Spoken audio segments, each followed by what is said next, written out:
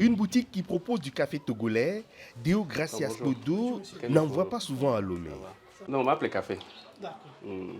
Il y a Arabica qui est le meilleur et le même meilleur c'est Robusta. Robusta.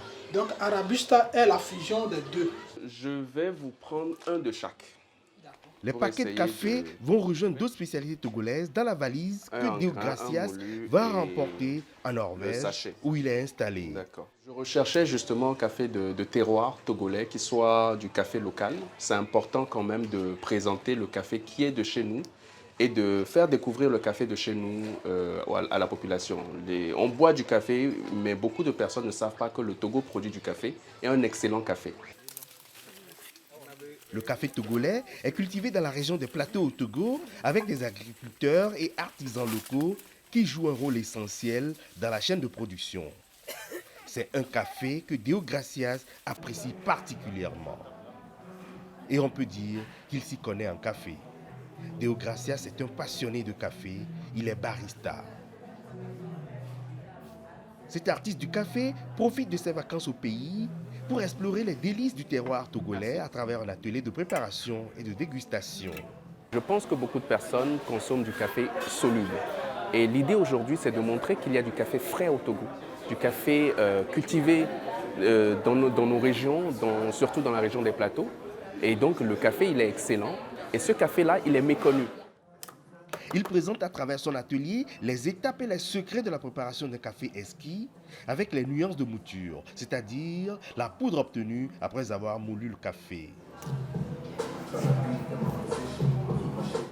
La passion de notre barista pour son métier se reflète dans chaque geste, chaque tasse qu'il prépare avec soin.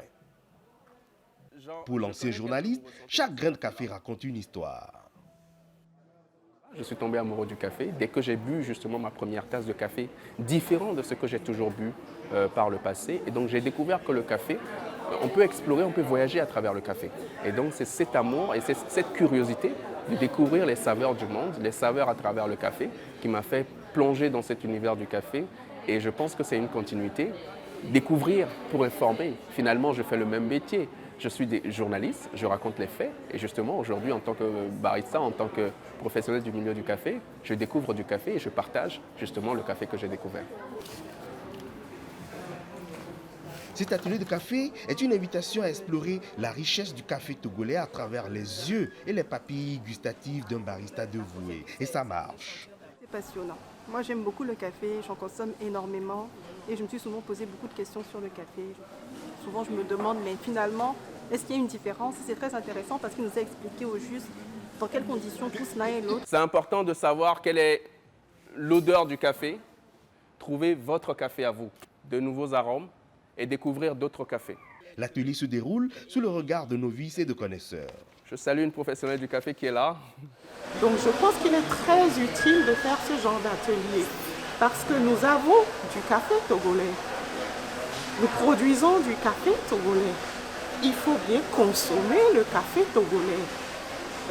C'est vrai qu'aujourd'hui on consomme plus du café qu'on importe, mais le café togolais est tout aussi bon. Il faut savoir faire ce café. Pour les Togolais, l'atelier de café a aussi une occasion de démystifier cette boisson dans un environnement plein de préjugés autour de sa consommation. Ici, généralement, on a l'impression que le café est nocif et qu'en buvant du café, on se fait du mal. Mais c'est au cours de ce genre d'atelier qu'on peut parler café, parler du café, expliquer le café pour que les gens comprennent qu'en fait, ce n'est pas une boisson nocive, mais que c'est une boisson comme le thé. Aujourd'hui, on pense, quand on dit que le café n'est pas bon, le café a de la caféine, le thé, il a de la théine. Donc, les deux boissons se valent. Et de manière très très simple. Le café devient bien plus qu'une boisson et au-delà de son arôme enivrant, il est un symbole de partage, de convivialité et de tradition familiale.